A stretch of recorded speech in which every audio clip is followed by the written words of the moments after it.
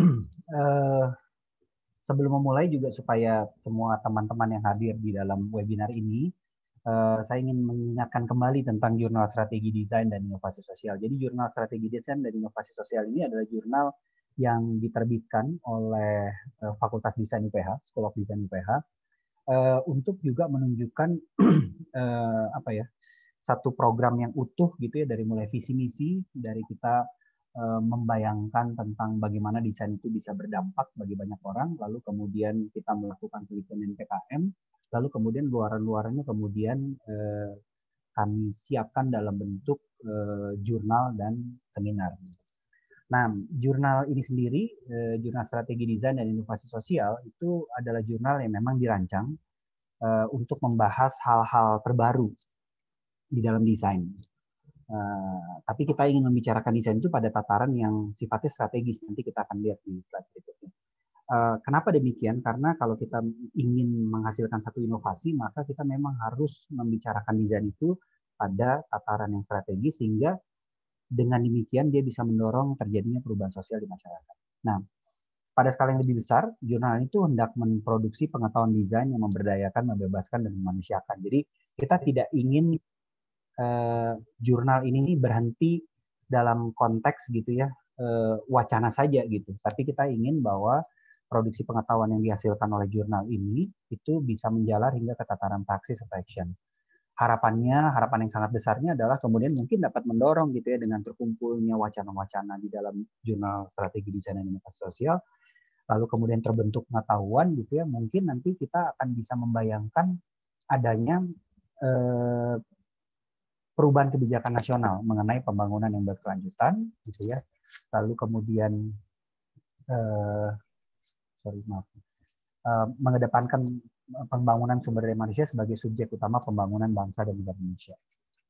Nah, saya akan mulai dulu dengan mengingatkan kembali kepada teman-teman dan juga mungkin yang baru gitu ya. Sebenarnya apa sih yang dimaksud? Mungkin kita perlu mendudukan dulu persoalannya. Desain sebagai strategi pendorong inovasi sosial itu apa sih sebenarnya gitu ya. Jadi kalau kita lihat design ladder, kembali lagi gitu, kita melihat bahwa ketika kita membicarakan desain itu hendak menjadi satu pendorong inovasi sosial, dia harus muncul sebagai sebuah strategi. Jadi dia harus lebih di atas dari sekedar form giving, atau bahkan lebih di atas lagi dari proses gitu. Jadi kalau kita melihat hal tersebut, maka di desain strategi ini, desain benar-benar sudah berkelindan secara penuh di setiap sendi aktivitas yang dilakukan. Jadi dia juga adalah form giving, dia juga adalah sebuah proses, dan dia bukan objek akhir gitu. Dia adalah awal yang berproses hingga akhirnya menjadi sebuah strategi penciptaan mumpuni yang melibatkan cara berpikir dan bertindak. Jadi kalau kita mendesain, tentu kita bukan cuma hanya membuat konsep gitu, tapi kita juga harus membangun desain tersebut, dan lebih daripada itu kemudian mendeliver desain tersebut kepada pengguna atau user. Nah, kalau kemudian kita melihat ini sebagai pendorong inovasi sosial secara lebih khusus gitu, maka yang dimaksud di sini adalah inovasi desain itu dibuat untuk merespon satu situasi permasalahan sosial tertentu di dalam masyarakat untuk mendorong terjadinya perubahan ke arah yang lebih baik. Jadi kita benar-benar ingin bahwa kalau kita bicara desain sebagai suatu inovasi sosial, dia harus mampu membuat perubahan gitu, di dalam satu situasi sosial masyarakat tertentu. Nah, untuk dia bisa begitu, kembali lagi gitu, dia hanya bisa bekerja di tataran strategi. Jadi dengan ini mudah-mudahan definisi dari desain sebagai strategi pendorong inovasi sosial itu bisa menjadi dasar kita melanjutkan diskusi. Nah, Jurnal Strategi Desain dan Inovasi Sosial ini sudah terbit 3 kali. Sudah terbit 3 kali. Dan yang menarik adalah kita tahu bahwa diskusi atau wacana tentang strategi desain dan inovasi sosial ini bukan satu diskusi yang populer di kalangan atau di dalam konteks pembicaraan diskusi desain gitu ya. Karena mungkin di dunia akademik bisa jadi cukup dikenal. Tapi kalau kita bicara di dunia praktik, maka ini menjadi satu hal yang sifatnya sebenarnya agak jauh gitu ya. Kenapa desain mesti mendorong inovasi sosial gitu? Kenapa desain tidak cukup untuk misalnya membuat satu desain yang luar biasa gitu ya, lalu kemudian digunakan oleh masyarakat dan dia ramah terhadap pengguna gitu, user center. Kenapa nggak cukup saja sampai di situ gitu? Kenapa mesti merambah sampai mendorong terjadinya perubahan sosial? Nah, jurnal strategi desain dan inovasi sosial itu dibuat untuk mengumpulkan sebenarnya ide-ide dan wacana-wacana yang berkembang tentang hal ini supaya kemudian kita punya dasar untuk mengatakan bahwa sesungguhnya ini satu hal yang sangat perlu untuk dibicarakan.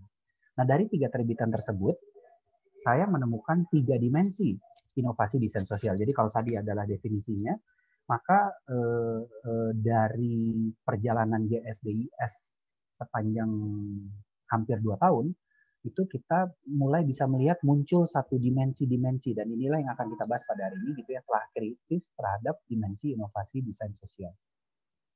Jadi ada 3 paling tidak dimensi inovasi desain sosial. Yang pertama adalah inovasi desain berbasis manusia. Yang kedua adalah inovasi material ramah lingkungan. Kita akan lihat ini nanti. Dan yang terakhir adalah inovasi sistem pendidikan desain. Kita akan mulai satu-satu. Yang pertama adalah inovasi desain berbasis manusia. Nah, dimensi pertama di dalam kita melihat desain sebagai strategi pendorong inovasi sosial itu adalah human-centered design innovation. Nah, ini menarik karena kemudian kita bisa melihat di dalam jurnal strategi desain inovasi sosial sejak dari yang edisi pertama sampai terakhir sekarang, itu kita bisa melihat ada beberapa hal gitu ya, yang bisa kita kembangkan menjadi 3 subdimensi inovasi desain berbasis manusia. Jadi inovasi desain berbasis manusia ini adalah pendekatan yang mampu mengembalikan esensi desain dan mengantarkannya sebagai strategi pendorong perubahan situasi sosial gitu. Nah, ada 3 di situ. Yang pertama adalah pengembangan kreativitas individu maupun komunal. Yang kedua adalah penciptaan ruang urban yang berkelindan, dan yang ketiga adalah desain universal. Gitu. Jadi ini adalah sub-dimensi dari inovasi desain berbasis manusia. Nah, inovasi desain berbasis manusia itu yang pertama subdimensinya adalah pengembangan kreativitas individu dan komunal. Kita melihat bagaimana desain sosial ternyata itu sangat dekat gitu dalam upaya pengembangan kreativitas baik itu individu maupun komunal dalam satu konteks sosial masyarakat tertentu. Gitu.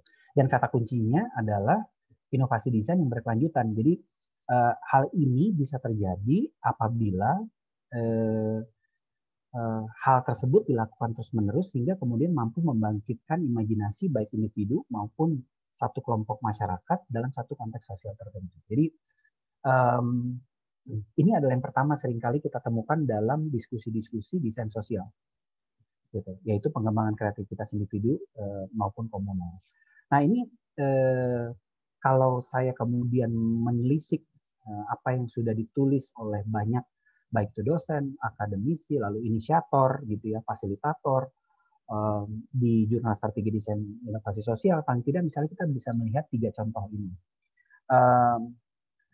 Gambar di sebelah kiri atas itu menunjukkan tentang bagaimana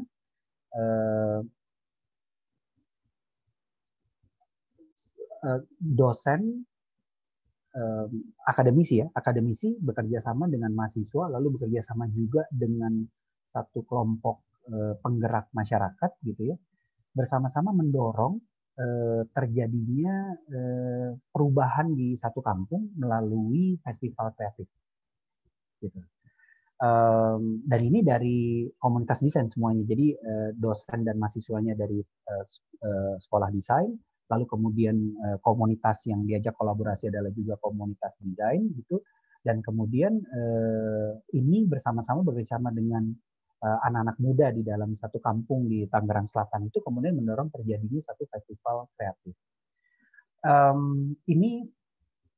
Festival ini sudah berjalan dari tahun 2017 dan masih berlangsung sampai tahun 2020 kemarin gitu ya. Tahun 2021 belum jelas apakah akan dilangsungkan lagi atau tidak. Jadi ini ada satu bentuk gitu ketika membicarakan dalam konteks desain sosial, desain berbasis manusia, itu pengembangan kreativitas komunal dalam bentuk festival. Nah, tapi nggak berhenti dalam bentuk festival kreatif sebenarnya. Bapak Purwanto dan tim itu merancang puzzle dari bahan bambu. Kita bisa lihat gambar yang sebelah kiri bawah gitu ya, merancang puzzle dari bahan bambu untuk meningkatkan daya imajinasi dan kreativitas mencipta anak-anak di tingkat pendidikan dasar. Jadi ini juga sama gitu, bahwa kemudian menyasar pada pengembangan kreativitas. Dan ini bisa muncul dalam bentuk bekerja sama dengan anak-anak, merancang dan menggunakan material yang jarang, artinya jarang digunakan gitu ya untuk membuat puzzle gitu ya.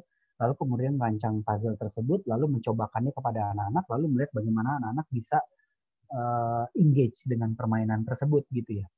Dan kemudian setelah itu terlihat bahwa anak-anak juga ternyata sangat tertarik dengan permainan yang dikembangkan oleh Pak Purwanto dan tim. Gitu. Nah, contoh lain adalah Widyasari dan Ardi Wilaga. Nah, Widyasari dan Ardi Wilaga ini menggunakan desain ilustrasi. Jadi kalau tadi Pak Purwanto menggunakan atau merancang puzzle itu latar belakangnya desain produk gitu ya. Widyasari dan Ardi Wilaga mempunyai latar belakang desain komunikasi visual. Jadi menggunakan desain ilustrasi sebagai sarana untuk membuat buku pelajaran lingkungan di tingkat sekolah dasar menjadi lebih menarik gitu. Nah, bukan hanya membuat pelajaran lingkungan itu menarik, tapi dalam buku itu cukup lengkap gitu ya. Di situ kita bukan cuma belajar teori tentang 3R kalau di sini gitu ya, reuse, reduce, recycle, tapi juga kemudian kita belajar tentang atau kita diajak untuk mempraktekkan apa yang kita baca.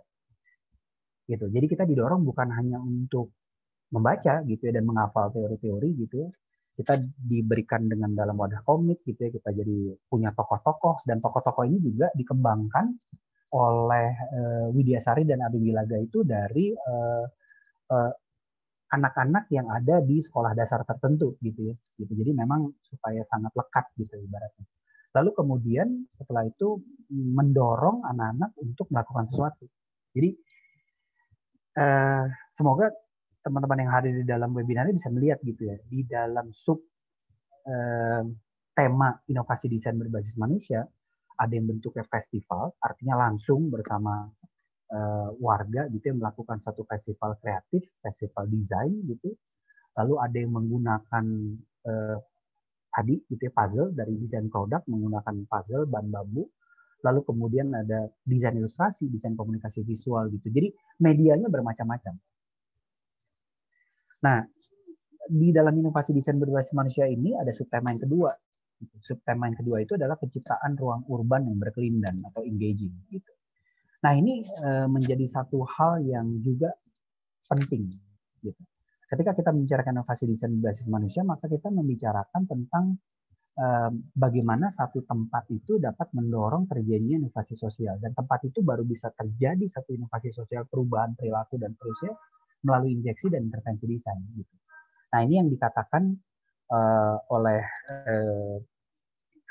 beberapa pakar gitu ya, bahwa hal ini dapat dicapai dengan upaya menciptakan ruang urban itu yang berkelindan, yang hidup dan yang kreatif, namun lekat dengan keseharian, tapi sekaligus juga karena ini berada di ruang urban, dia juga politis, tapi juga demokratis serta lestari. Jadi satu ruang urban itu sebenarnya punya kesempatan besar gitu untuk mengubah perilaku sosial dan memberikan tempat gitu ya, tempat terjadinya satu inovasi sosial, perubahan di dalam konteks masyarakat.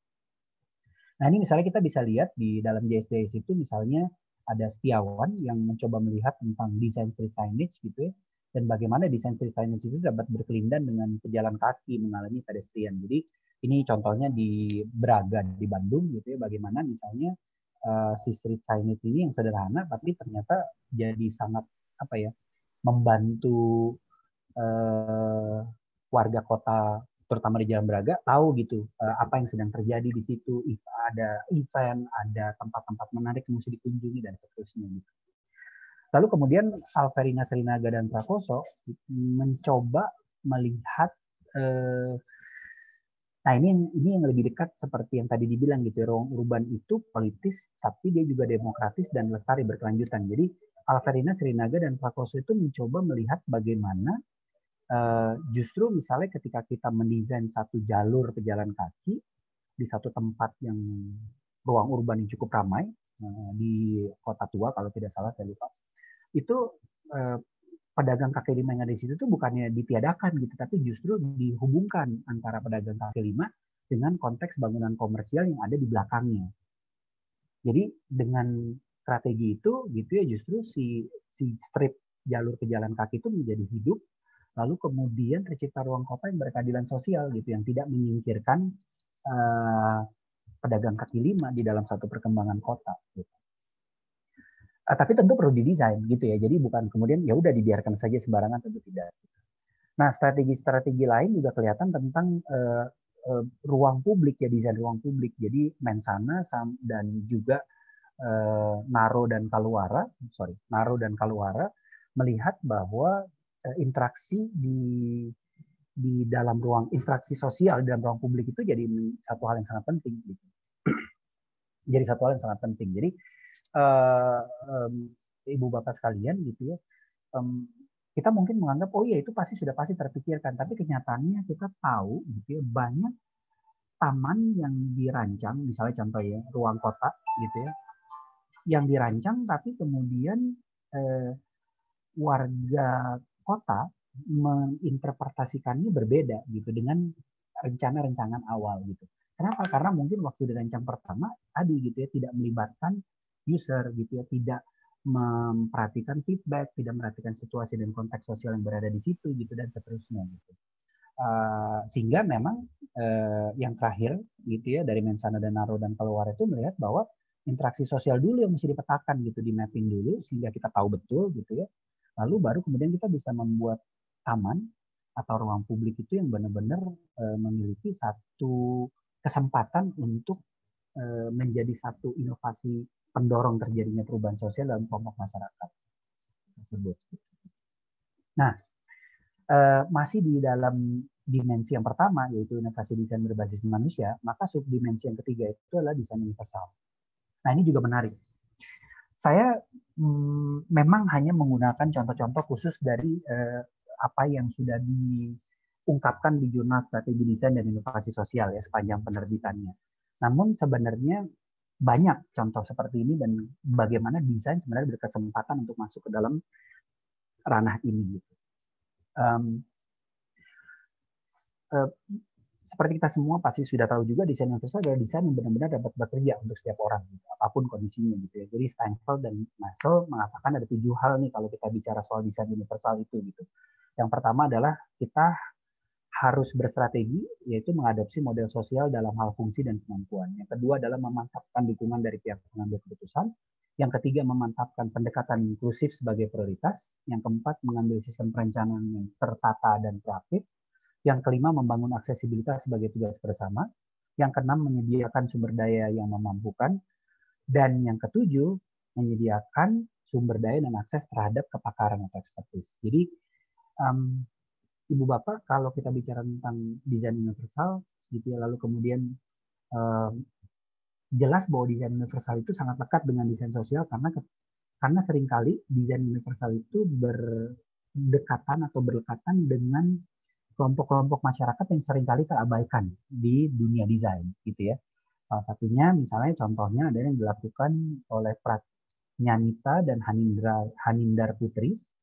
Mereka merancang video tutorial interpreter untuk mahasiswa-mahasiswi berkebutuhan khusus atau tunarungu di STDI Bali menggunakan intensi desain universal dan bagaimana desain universal itu sangat lekat muncul sebagai satu inovasi sosial. Jadi sekali lagi nih bahwa desain mampu sekali gitu untuk menjelajah kemana-mana gitu. Dan ini satu hal lagi bagaimana dalam hal ini mereka merancang video tutorial gitu. Ini latar belakangnya adalah desain komunikasi visual juga. Jadi kalau saya mau rangkum gitu ya, kembali lagi ada 3 jadi Ibu Bapak di dalam subtema dimensi inovasi desain berbasis manusia. Yang pertama adalah bahwa dia lekat dengan pengembangan individu dan kreativitas, pengembangan kreativitas individu dan komunal.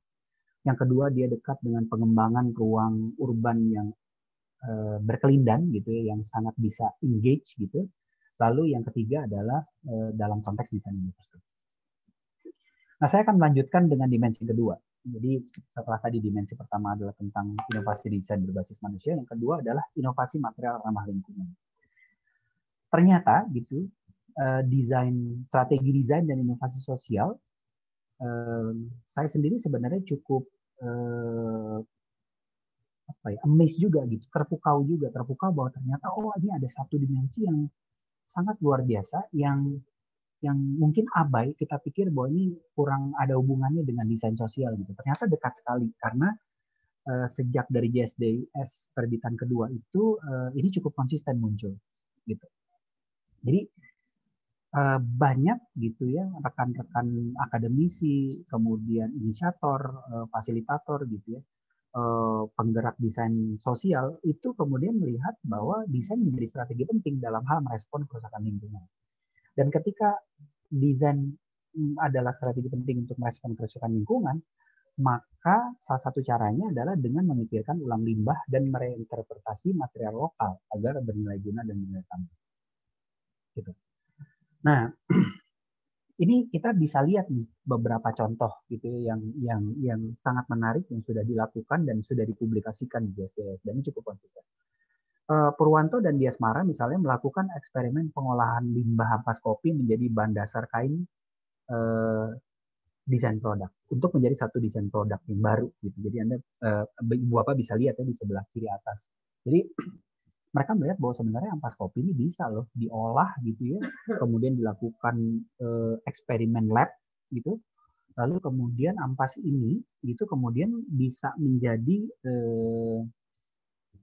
barang baru, yaitu kain gitu. Dan itu kemudian karena latar belakang mereka adalah desain produk, mereka mengembangkan untuk menjadi itu bahan gantungan itu ya, gantungan kunci dan dompet.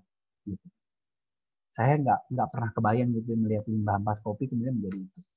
Lalu kemudian Winerdi dan Lauda melakukan eksperimen daur ulang plastik sebagai bahan bangunan. Jadi keduanya gitu ya, mereka mencoba melihat, ini ada persoalan sampah plastik gitu. Kalau begitu mungkin plastik ini bisa kita pikir ulang. Dan ini mungkin teman-teman berpikir, oh ya udah biasa sih itu betul.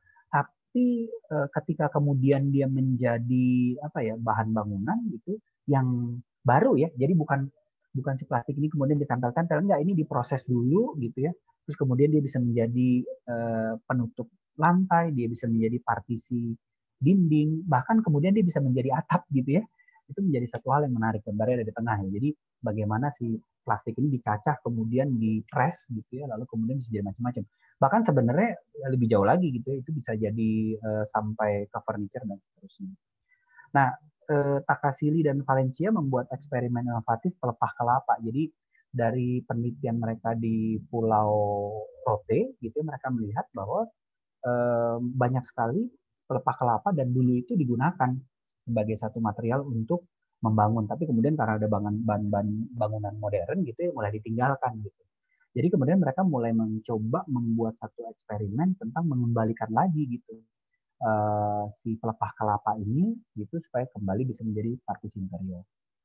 Nah, Anggia, Adita dan Buspara membuat eksperimen soya leather. Jadi ini lain lagi gitu. Kalau yang di atas tadi misalnya menggunakan ampas kopi gitu ya, ini menggunakan limbah cair tahu gitu.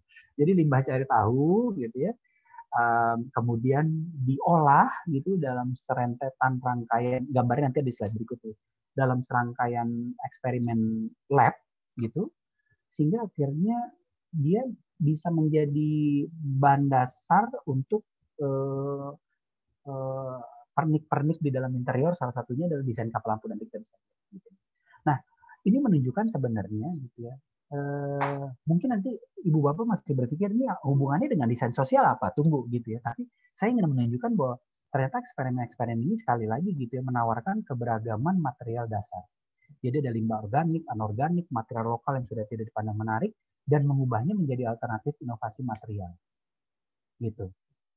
Nah, hubungannya gitu ya, kenapa kemudian ini dianggap sebagai satu dimensi yang penting dalam inovasi desain sosial karena tadi bukan hampir semuanya keempat contoh eksperimen yang muncul di jurnal strategi desain dan inovasi sosial keempat-empatnya mencoba merespon situasi kerusakan lingkungan kira-kira gitu atau terbebannya lingkungan dengan limbah gitu.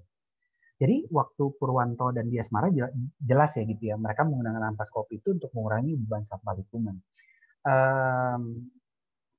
By the way, gambar yang sebelah atas, yang paling atas itu adalah gambar pelepah ya, pelepah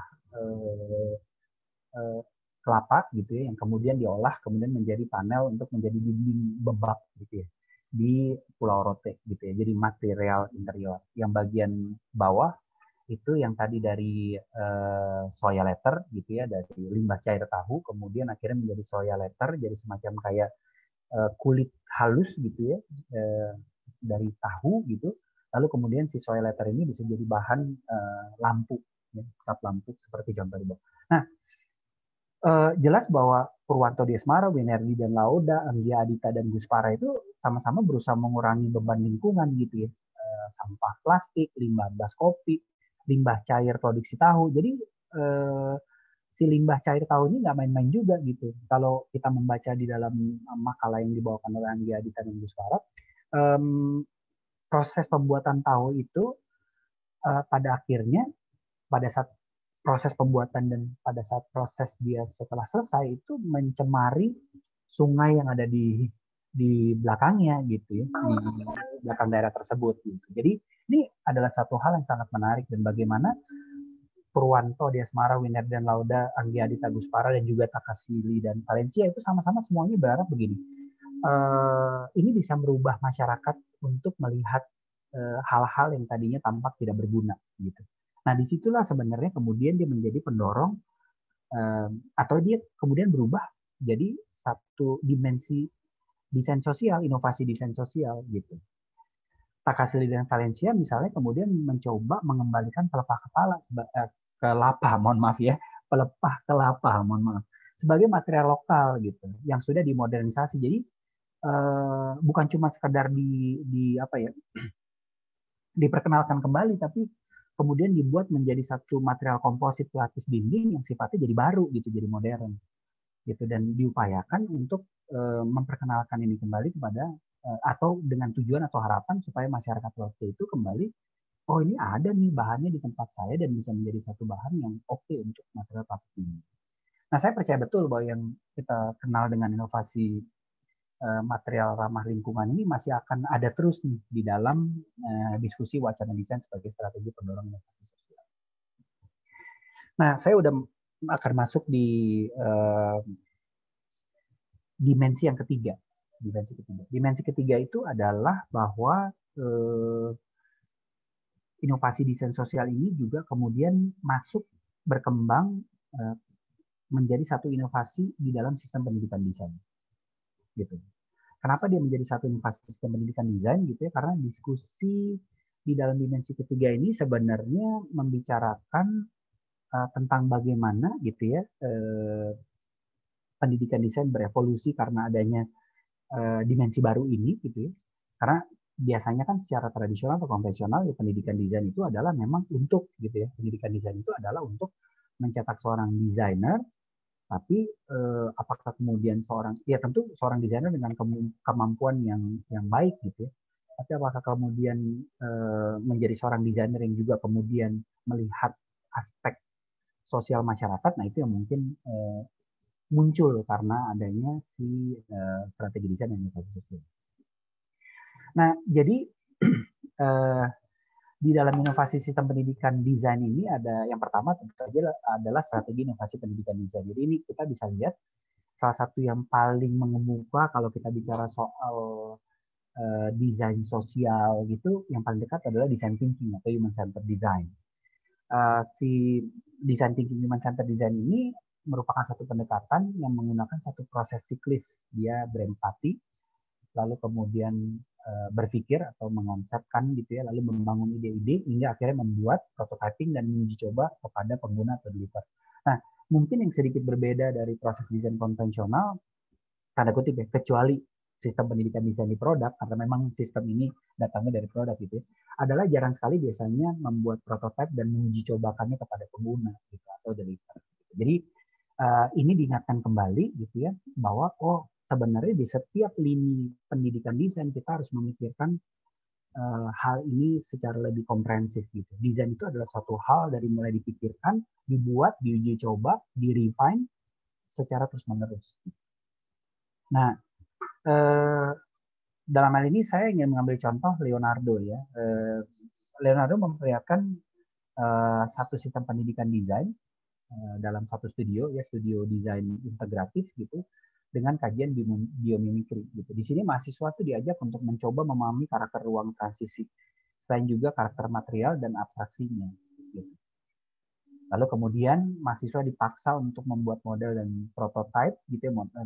Sebenarnya membuat model bukan satu hal yang baru di dunia desain, tapi kemudian membuatnya menjadi model 1:1 lalu menguji cobanya langsung pada pengguna, mungkin itu yang jarang gitu ya. Jadi ini yang juga mulai muncul gitu, bagaimana theoretical skill dan practical skill itu bukan sekarang sebagai sesuatu yang kemudian terlalu terpisah gitu. Nah, saya kemudian akan melanjutkan tentang ketika hal tersebut dibawa lebih jauh lagi gitu ya, maka dia akan di dalam satu sistem pendidikan desain, dan inilah peran pendidikan desain.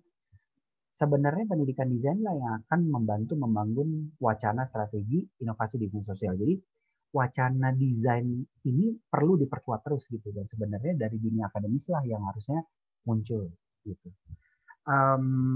Dan ini mulai banyak sebenarnya kelihatan tadi ya, di mana kemudian mahasiswa benar-benar melakukan studio atau melakukan tugas-tugas desain itu benar-benar hands-on project gitu.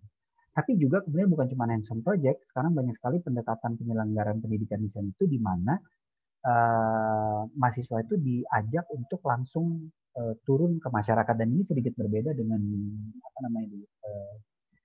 atau kerja praktek gitu ya. Tapi ini benar-benar atau KKN misalnya, kuliah kerja nyata, tapi ini benar-benar memang didesain gitu ya, untuk kemudian bukan cuma sekedar ada di satu kelompok masyarakat tertentu, tapi kemudian menggunakan skill setnya sebagai seorang desainer, benar-benar kemudian berkolaborasi, engagement dengan warga gitu ya, dan bukan menempatkan diri mereka sebagai desainer semata, tapi juga melihat kearifan lokal yang ada di dalam warga tersebut gitu ya, kemudian bekerja dan berkolaborasi bersama-sama membuat satu perubahan gitu. Nah, sehingga juga muncul pendekatan lain yang lumayan sering muncul di dalam strategi inovasi desain sosial, yaitu pendekatan desain partisipatif. Nah, contoh di sini adalah salah satunya yang sudah dipublikasikan juga di GSDS adalah Kristiadi. Jadi bersama mahasiswa Fakultas Arsitektur dan Desain Universitas Duta Wacana, Kristiadi itu mempraktekkan keilmuan mereka langsung ya, bersama mahasiswanya gitu ya, mahasiswa-mahasiswinya, dan berkolaborasi dengan masyarakat Lasiwa Buton Utara di Sulawesi Tenggara. Jadi ini bisa bayangkan ya, kampusnya di UKDW itu, lalu prakteknya sampai di Lasiwa Buton Utara Sulawesi Tenggara. Dan sebenarnya banyak gitu. Kalau kita lihat tadi contoh pertama misalnya Yenti Raharjo gitu ya, melakukan kegiatan festival kreatif di kampung di Tangerang Selatan gitu, dengan membawa mahasiswa, dan kemudian berkolaborasi dengan anak-anak muda di sana. Jadi ini merupakan satu hal yang mulai banyak muncul gitu di dunia pendidikan, dan dunia desain secara spesifik punya kesempatan yang sangat besar untuk mendorong terjadi satu perubahan inovasi sosial gitu, karena jelas langsung kelihatan gitu ya, wujudnya itu kelihatan gitu. Dan ini menjadi sangat menarik. Tentu kita bisa berargumen dan berdiskusi apakah ini efektif, apakah ini berjalan, tentu kita bisa bicarakan. Tapi dari pengalaman melihat situasi ini gitu ya, ternyata untuk mahasiswa ini adalah satu pengalaman yang luar biasa. Jadi selain bahwa kemudian misalnya mereka bisa magang atau bekerja praktek di desain, konsultan desain yang terkenal gitu ya, mengerjakan proyek-proyek yang terkenal, tapi ketika mereka juga melayani masyarakat, mereka memiliki kebanggaan yang luar biasa terhadap hal tersebut. Jadi ini menarik gitu.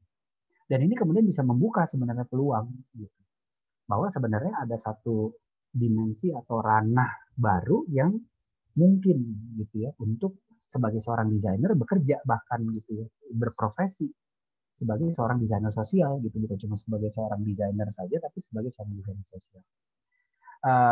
Yang mungkin menarik juga adalah kalau ada teman-teman dari kampus gitu ya di sini, hal ini kemudian respon banyak sekali ya kebijakan kampus merdeka yang dimunculkan oleh Kemendikbud gitu, di mana mahasiswa memang dibilang harus memiliki pengalaman di mana-mana gitu. Salah satunya adalah langsung berkelindan dengan masyarakat dan kemudian mempraktekkan keilmuan.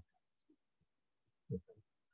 Jadi ini penutup gitu ya. Saya yakin gitu bahwa dimensi-dimensi desain sebagai strategi pendorong inovasi sosial beserta subdimensi itu ini pelan-pelan gitu dalam 3 edisi gitu ya, kita sudah mendapatkan 3 dimensi desain ya, inovasi desain berbasis manusia, inovasi material ramah lingkungan, lalu inovasi sistem pendidikan desain. Saya yakin bahwa semakin kelihatan bentuk dari desain sosial ini gitu, bukan lagi sebagai suatu hal yang kemudian menjadi perlu diperdebatkan. Apakah dia ada, apakah desain dan sosial ada satu hal yang mesti, tapi tampaknya dari hal-hal yang disampaikan pada hari ini, semoga teman-teman bisa lihat gitu ya, tentang dimensi-dimensinya gitu. Jadi dia bukan cuma sekedar punya tubuh tapi juga punya dimensi. Dan balik lagi gitu ya, inilah yang kemudian gitu ya, dimensi-dimensi ini mulai mewujud dan segala macam ini bisa menjadi awal cita-cita JSDIS gitu ya, yang benar-benar menginginkan satu pembangunan berkelanjutan, berkeadilan sosial dan lestari gitu. Nah, saya juga melihat bahwa potensi dimensi-dimensi ini juga bekerja dengan sangat baik di masa pandemi gitu. Di semua lini gitu. Kita dipaksa misalnya untuk memikirkan ulang model pendidikan desain gitu ya. Kita dipaksa untuk melihat bagaimana sebenarnya desainer bisa terjun dan berdampak pada masyarakat. Ini satu masa yang benar-benar sangat diperlukan. Jadi desain sosial ini benar-benar super relevan gitu ya kalau saya boleh agak tapi buat saya ini tidak berlebihan gitu, tapi benar-benar sangat relevan gitu dalam situasi pandemi itu. Jadi saya melihat bahwa alih-alih melihat situasi ini sebagai satu pemasung kreativitas ya situasi pandemi ini, saya lebih memilih untuk kita dapat kembali ke natur seorang desainer gitu. Kita bekerja luar biasa kreatif di tengah-tengah keterbatasan. Kita memikirkan dan menemukan kembali rethinking dari invent design pada posisi tertingginya gitu, yaitu desain sebagai strategi yang berdampak, yang mampu membawa perubahan sosial melalui inovasi-inovasi desain yang berkelanjutan. Nah, sebagai penutup, saya juga sekaligus mengajak semua ibu bapak yang ada di dalam ruang diskusi ini, JSDIS volume 2 nomor 2 akan terbit di bulan April. Mudah-mudahan ini bisa memberikan ide untuk ibu bapak, dan ini tidak terbatas untuk akademisi, ini untuk instansi pemerintah, untuk fasilitator, inisiator kegiatan sosial dimanapun gitu ya yang berkaitan dengan desain. Yuk publikasikan, yuk kita bangun wacana ini, dan kita bisa mulai membangunnya di volume 2 nomor 2 April 2020 JSDIS yang berikutnya.